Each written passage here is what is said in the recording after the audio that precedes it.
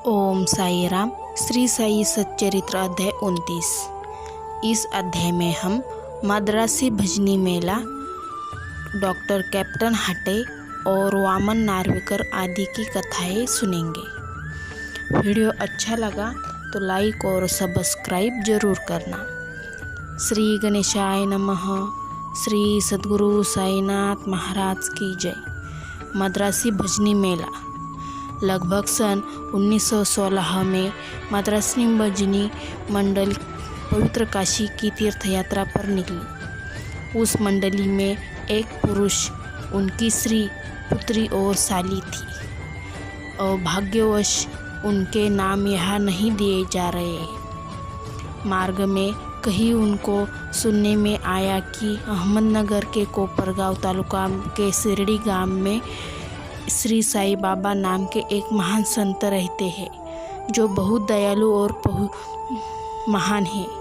वे उदार हृदय और अहेतुक कृपा सिंधु है। वे प्रतिदिन अपने भक्तों को रुपया बांट कर करते हैं। यदि कोई कलाकार वहां जाकर अपनी कला का प्रदर्शन करता है तो वह उसे भी पुरस्कार मिलता है। प्रतिदिन दक्षिणा में बाबा के पास बहुत रुपए इकट्ठे हो जाया करते थे। इन रुपयों में से वे नित्य 1 रुपया भक्त कोंडा जी की 3 वर्षीय कन्या अमनी को देते थे और किसी को 2 रुपये से 5 रुपये तक, 6 रुपये से अमनी की माली को और 10 से 20 रुपये तक और कभी कभी 50 रुपये भी अपनी इच्छानुसार अन्य भक्तों को भी दिया करते थे। यह सुनकर मंडली शिरडी आकर रुकी। मंडली बहुत सुंदर भजन और गायन किया करती थी, परंतु उनका भीतर ध्येय तो द्रव्योपार्जन ही था। मंडली में 3 व्यक्ति तो बड़े ही लालची थे। केवल प्रधान श्री का ही स्वभाव इन लोगों से सर्वथा भिन्न था। उसके हृदय में बाबा की प्रति श्रद्धा और विश्वास देखकर बाबा प्रसन्न हो गए। फिर क्या था, बाबा ने उसे उसके इष्ट के रूप में दर्शन दिए और केवल उसे ही बाबा सीतानाथ के रूप में दिखाई दिए, जबकि अन्य उपस्थित लोगों को सदैव की भांति ही अपने प्रिय इष्ट को दर्शन पाकर वह द्रवित हो गई तथा उसका कंठ रुंध गया और आँखों से अश्रुधारा बहने लगी। तभी प्रेमानंद हो गई, वह ताली बजाने लगी। उसको इस प्रकार आनंदित देख लोगों को कौतूहल होने लगा, परंतु कारण किसी को भी ज्ञात न हो रहा था। दोपहर के पश्चात उसने वह भेद अपने पति से प्रकट किया। बाबा के श्रीराम रूप में उसे कैसे दर्शन हुए इत्यादि उसने सब बताया। पति ने सोचा कि मेरी स्त्री बहुत भोली और भावुक है, अतः इसे राम का दर्शन होना एक मानसिक विकार के अतिरिक्त कुछ नहीं है। उसने ऐसा कहकर उसकी उपेक्षा कर दी कि कहीं यह भी संभव हो सकता है कि केवल तुम्हें ही बाबा राम के रूप में दिखे और अन्य लोगों को सदैव भांति ही। श्री ने कोई प्रतिवाद न किया, क्योंकि उसे राम के दर्शन जिस प्रकार उस समय हुए थे वैसे ही अब भी हो रहे थे। उसका मन शांत, स्थिर और संतृप्त हो चुका था। आश्चर्यजनक दर्शन। इसी प्रकार दिन बीतते गए। एक दिन रात्रि में उसके पति को एक विचित्र स्वप्न आया। उसने देखा कि एक बड़े शहर में पुलिस ने गिरफ्तार कर डोरी के बांध कर उसे कारावास में डाल दिया। उसके पश्चात ही उसने देखा कि बाबा शांत मुद्रा में बाहर उसके समीप ही खड़े थे। उन्हें अपने समीप खड़े देखकर वह गिड़गिड़ा कर कहने लगा कि आपकी कीर्ति सुनकर ही मैं आपके श्री चरणों में आया हूँ। फिर आपके इतने निकट होते हुए भी मेरे ऊपर यह विपत्ति क्यों आई? तब वे बोले कि तुम्हें अपने बुरे कर्मों का फल अवश्य भुगतना चाहिए। वह पुनः बोला कि इस जीवन में मुझे अपने ऐसे कर्म की स्मृति नहीं, जिसके कारण मुझे ये दुर्दिन देखने का अवसर मिला। बाबा ने कहा कि यदि इस जन्म में नहीं तो गत जन्म की कोई स्मृति नहीं, परंतु यदि एक बार मान भी लूँ कि कोई बुरा कर्म हो भी गया हो तो अपने यहाँ होते हुए भी उसे भस्म हो जाना चाहिए। जिस प्रकार सूखी घास अग्नि द्वारा शीघ्र भस्म हो जाती है। बाबा ने पूछा, क्या तुम्हारा सचमुच ऐसा दृढ़ विश्वास है? उसने कहा, हाँ। बाबा ने उससे अपनी आंखें बंद करने को कहा और जब उसने आंखें बंद की उसे किसी भारी वस्तु की गिरने की आहट सुनाई दी। आंखें खोलने पर उसने अपने को कारावास से मुक्त पाया। पुलिस वाला नीचे गिर पड़ा है तथा उसके शरीर से रक्त प्रवाहित हो रहा है। यह देखकर वह अत्यंत भयभीत दृष्टि से बाबा की ओर देखने लगा। तब बाबा बोले कि बच्चू, अब तुम्हारी अच्छी तरह खबर ली जाएगी। पुलिस अधिकारी अभी आएंगे और तुम्हें गिरफ्तार कर लेंगे। तब वह गिड़गिड़ाकर कहने लगा कि आपके अतिरिक्त मेरी रक्षा और कौन कर सकता है? मुझे तो एकमात्र आपका ही सहारा है। भगवान मुझे किसी प्रकार बचा लीजिए। तब बाबा ने फिर उससे आंखें बंद करने को कहा। आंखें खोलने पर उसने देखा कि वह पुनः मुक्त होकर बाहर खड़ा है और बाबा भी उसके समीप ही खड़े हैं। तब वह बाबा के श्री चरणों पर गिर पड़ा। बाबा ने पूछा कि मुझे बताओ तो तुम्हारी इस नमस्कार और पिछले नमस्कारों में किस प्रकार की भिन्नता है या नहीं? इसका उत्तर अच्छी तरह सोच कर दो। वह बोला कि आकाश और पाताल में जो अंतर है वही अंतर मेरे पहले और इस नमस्कार में है। मेरे पूर्व नमस्कार तो केवल धन प्राप्ति की आशा से ही थी, परंतु यह नमस्कार मैंने आपको ईश्वर जानकर ही किया है। पहले मेरी धारणा ऐसी थी कि यौवन होने के नाते आप हिंदुओं का धर्म भ्रष्ट कर रहे हैं। बाबा ने पूछा कि क्या तुम्हारा पीरों में विश्वास नहीं? प्रत्युत्तर में उसने कहा, जी नहीं। तब वे फिर पूछने लगे कि क्या तुम्हारे घर में एक पंजा नहीं? क्या तुम ताबूत की पूजा नहीं करते? तुम्हारे घर में अभी भी एक काड़बीबी नामक देवी है जिसके सामने तुम विवाह तथा अन्य धार्मिक अवसरों पर कृपा की भीख मांगा करते हो। अंत में जब उसने स्वीकार कर लिया तो वे बोले कि इससे अधिक अब तुम्हें क्या प्रणाम चाहिए। तब उसने मन में अपने गुरु श्री रामदास के दर्शनों की इच्छा हुई। बाबा ने जो ही उससे पीछे घूमने को कहा तो उसने देखा कि श्री रामदास स्वामी उसके सामने खड़े हैं और जैसे ही वह उनके चरणों पर गिरने को तत्पर हुआ वे तुरंत अदृश्य हो गए। तब वह बाबा से कहने लगा कि आप तो वृद्ध प्रतीत होते हैं, क्या आपको अपनी आयु विदित है? बाबा ने पूछा कि तुम क्या कहते हो कि मैं बूढ़ा हूँ? थोड़ी दूर मेरे साथ दौड़कर तो देखो। ऐसा कहकर बाबा दौड़ने लगे और वह फिर भी उनके पीछे पीछे दौड़ने लगा। दौड़ने से पैरों द्वारा जो धूल उड़ी उसमें बाबा लुप्त हो गए और तभी उसकी नींद भी खुल गई। जागृत होते ही वह गंभीरतापूर्वक इस स्वप्न पर विचार करने लगा। उसकी मानसिक प्रवृत्ति में पूर्ण परिवर्तन हो गया। अब उसे बाबा की महानता विदित हो गई। उसकी लोभी तथा शंकालु वृत्ति लुप्त हो गई और हृदय में बाबा के चरणों के प्रति सच्ची भक्ति उमड़ पड़ी।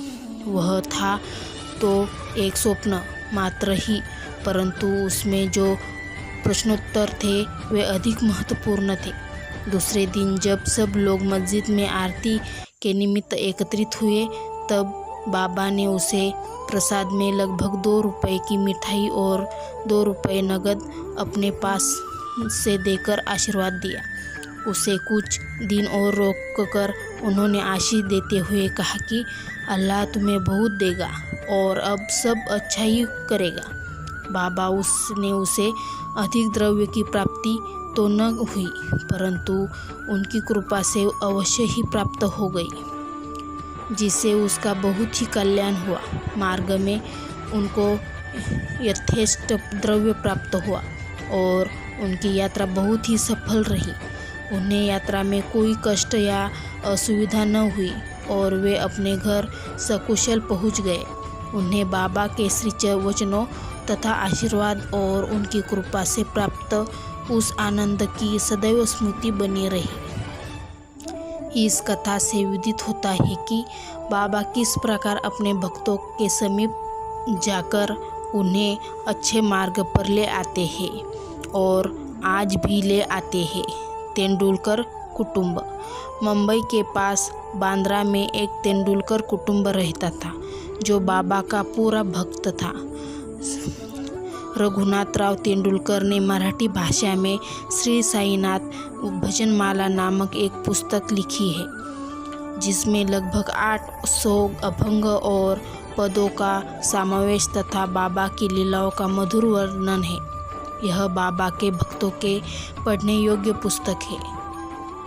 उनका ज्येष्ठ पुत्र बाबू डॉक्टरी परीक्षा में बैठने के लिए अभ्यास कर रहा था। उसने कई ज्योतिषियों को अपनी जन्म कुंडली दिखाई, परंतु सभी ने बताया कि इस वर्ष उसके ग्रह उत्तम नहीं है, किंतु अग्रिम वर्ष परीक्षा में बैठने से उसे अवश्य सफलता प्राप्त होगी। इससे उसे बड़ी निराशा हुई और वह अशांत हो गया। थोड़े दिनों के पश्चात उसकी माँ शिरडी गई और उसने बाबा के दर्शन किए। अन्य बातों के साथ उसने अपने पुत्र की निराशा तथा अशांति की बात भी बाबा से कही। उसके पुत्र को कुछ दिनों के पश्चात ही परीक्षा में बैठना था। बाबा कहने लगे कि अपने पुत्र से कहो कि मुझ पर विश्वास रखे, सब भविष्य कथन तथा ज्योतिषियों द्वारा बनाई कुंडलियों का एक कोने में फेंक दे और अपना अभ्यासक्रम चालू रख शांत चित्त से परीक्षा में बैठ। वह अवश्य ही इस वर्ष उत्तीर्ण हो जाएगा। उससे कहना कि निराश होने की कोई बात नहीं है। माँ ने घर आकर बाबा का संदेश पुत्र को सुना दिया। उसने घोर परिश्रम किया और परीक्षा में बैठ गया। अब सब प्रश्नों के उत्तर जवाब अच्छे लिखे थे, परंतु फिर भी संशयग्रस्त होकर उसने सोचा कि संभव है कि उत्तीर्ण होने योग्य अंक मुझे प्राप्त न हो सके। इसलिए उसने मौखिक परीक्षा में बैठने का विचार त्याग दिया। परीक्षक तो उसके पीछे ही लगा था। उसने एक विद्यार्थी द्वारा सूचना भेजी कि उसे लिखित परीक्षा में तो उत्तीर्ण होने लायक अंक प्राप्त है, अब उसे मौखिक परीक्षा में अवश्य ही बैठना चाहिए। इस प्रकार प्रोत्साहन पाकर वह उसमें भी बैठ गया तथा दोनों परीक्षाओं में उत्तीर्ण हो गया। उस वर्ष उसकी ग्रह दशा विपरीत होते हुए भी बाबा की कृपा से उसे सफलता पाई। यह केवल इतनी ही बात है ध्यान देने योग्य है कि कष्ट और संशय की उत्पत्ति अंत में दृढ़ विश्वास में परिणित हो जाती है। जैसे भी हो, परीक्षा तो होती ही है, परंतु यदि हम बाबा पर दृढ़ विश्वास और श्रद्धा रखकर प्रयत्न करते रहेंगे तो हमें सफलता अवश्य ही मिलेगी। इसी बालक के पिता रघुनाथराव बम्बई की एक विदेशी व्यवसायी फर्म में नौकरी करते थे। वे बहुत वृद्ध हो चुके थे और अपना कार्य सुचारू रूप से नहीं कर सकते थे, इसलिए वे अब छुट्टी लेकर विश्राम करना चाहते थे। छुट्टी लेने पर भी उनके शारीरिक स्वास्थ्य में कोई विशेष परिवर्तन न हुआ। अब यह आवश्यक था कि सेवानिवृत्ति की पूर्वकालिक छुट्टी ली जाए। एक वृद्ध और विश्वासपात्र नौकरी होने के नाते प्रधान मैनेजर ने उन्हें पेंशन देकर सेवानिवृत्त करने का निर्णय किया। पेंशन कितनी दी जाए, यह प्रश्न विचारधानी था। उन्हें 150 रुपये मासिक वेतन मिला था। इस हिसाब से पेंशन हुई 75 रुपये, जो कि उनके कुटुंब में निर्वाह हेतु अपर्याप्त थी। इसलिए वे बड़े चिंतित थे।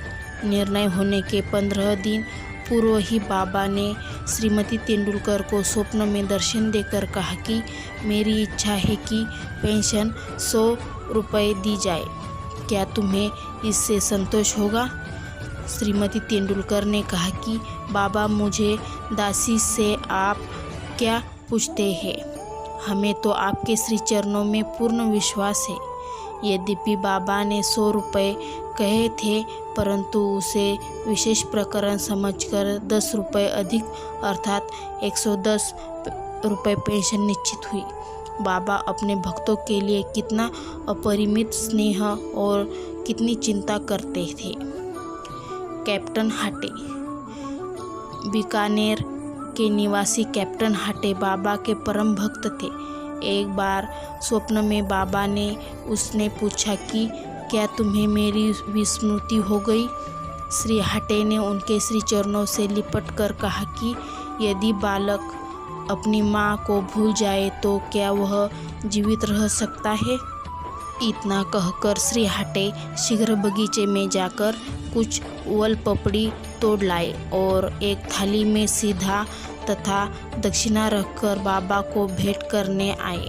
उसी समय उनकी आंखें खुल गई और उन्हें ऐसा भान हुआ कि यह तो एक स्वप्न था। फिर वे सब वस्तुएं जो उन्होंने स्वप्न में देखी थी बाबा के पास शिरडी भेजने का निश्चय कर लिया। कुछ दिनों के पश्चात वे ग्वालियर आए और वहां से अपने एक मित्र को 12 रुपयों का मनी ऑर्डर भेजकर पत्र में लिखा भेजा कि 2 रुपयों में सीधा की सामग्री और बल पपड़ी आदि मोल लेकर तथा 10 रुपये दक्षिणा स्वरूप साथ में रखकर मेरी ओर से बाबा को भेंट देना। उनके मित्र ने शिरडी आकर सब वस्तुएं तो संग्रह कर ली, परंतु बल पापड़ी प्राप्त करने में उन्हें अत्यंत कठिनाई हुई। थोड़ी देर के पश्चात ही उन्होंने एक स्त्री को सिर पर टोकरी रखे सामने से आते देखा। उन्हें यह देखकर अत्यंत आश्चर्य हुआ कि उस टोकरी में बल पपड़ी के अतिरिक्त कुछ भी न था। तब उन्होंने बल पपड़ी खरीदकर सब एकत्रित वस्तुएं लेकर मस्जिद में जाकर श्री हाटे की ओर से बाबा को भेंट कर दी। दूसरे दिन श्री निमोनकर ने उसका नैवेद्य तैयार कर बाबा को भोजन कराया। सब लोगों को बड़ा विस्मय हुआ कि बाबा ने भोजन में केवल वलपापड़ी ही खाई और अन्य वस्तुओं को स्पर्श तक न किया। उनके मित्र द्वारा जब इस समाचार का पता कैप्टन हाटे को चला तो वे गदगद हो उठे और उनके हर्ष का पारावार न रहा। पवित्र रुपया। एक अन्य अवसर पर कैप्टन हाटे ने विचार किया कि बाबा के पवित्र करकमलों द्वारा स्पर्शित 1 रुपया लाकर अपने घर में अवश्य ही रखना चाहिए। अचानक ही उनकी भेंट अपने एक मित्र से हो गई जो शिरडी जा रहे थे। उनके हाथ श्री हाटे ने 1 रुपया भेज दिया। शिरडी पहुंचने पर बाबा को यथायोग्य प्रणाम करने के पश्चात उनसे दक्षिणा भेंट की, जिसे उन्होंने तुरंत ही अपनी जेब में रख लिया। पश्चात ही उसने कैप्टन हाटे का रुपया भी अर्पण किया, जिसे वे हाथ में लेकर गौर से निहारने लगे। उन्होंने उसका अंकित चित्र ऊपर की ओर कर अंगूठे पर रख खनखनाया और अपने हाथ में लेकर देखने लगे। फिर वे उनके मित्र से कहने लगे कि उदी सहित यह रुपया अपने मित्र को लौट देना, मुझे उनसे कुछ नहीं चाहिए। उसने कहा कि वे आनंदपूर्वक रहे। मित्र ने ग्वालियरियन आकर वह रुपया हाटे को देखकर वहाँ जो कुछ हुआ था वह सब उन्हें सुनाया, जिसे सुनकर उन्हें बड़ी प्रसन्नता हुई और उन्होंने अनुभव किया कि बाबा सदैव उत्तम विचारों को प्रोत्साहित करते हैं। उनकी मनोकामना बाबा ने पूर्ण कर दी। श्री वामन नार्वेकर। पाठगणक अब एक भिन्न कथा श्रवण करें। एक महाशय जिनका नाम वामन नार्वेकर था, उनकी साईं चरणों में प्रगाढ़ प्रीति थी। एक बार वे एक ऐसी मुद्रा लाए जिसके एक ओर राम, लक्ष्मण और सीता और दूसरी ओर मुद्रा में मारुपति का चित्र अंकित था। उन्होंने यह मुद्रा बाबा को इस अभिप्राय से भेंट की कि वे इसे अपने कर स्पर्श से पवित्र कर उदी सहित लौटा दे, परंतु उन्होंने उसे तुरंत अपनी जेब में रख लिया। श्यामा ने वामनराव की इच्छा बताकर उनसे मुद्रा वापस करने का अनुरोध किया। तब वे वामनराव के सामने ही कहने लगे कि यह भला उनको क्यों लौटाई जाए, इसे तो हमें अपने पास ही रखना चाहिए। यदि वे इसके बदले में 25 रुपया देना स्वीकार करें तो मैं ऐसे लौटा दूंगा। वह मुद्रा वापस पाने के हेतु श्री वामनराव ने 25 रुपये एकत्रित कर उन्हें भेंट किए। तब बाबा कहने लगे कि इस मुद्रा का मूल्य तो 25 रुपयों से अधिक है। श्यामा, तुम इसे अपने भंडार में जमा करने अपने देवालय में प्रतिष्ठित कर इसका नित्य पूजन करो। किसी का साहस न था कि वे यह पूछ तो ले कि उन्होंने ऐसी नीति क्यों अपनाई। यह तो केवल बाबा ही जाने कि किसके लिए कब और क्या उपयुक्त है। श्री सद्गुरु साईनाथार्पणमस्तु। शुभम भवतु। ओम साई राम। वीडियो अच्छा लगा तो लाइक और सब्सक्राइब जरूर करना।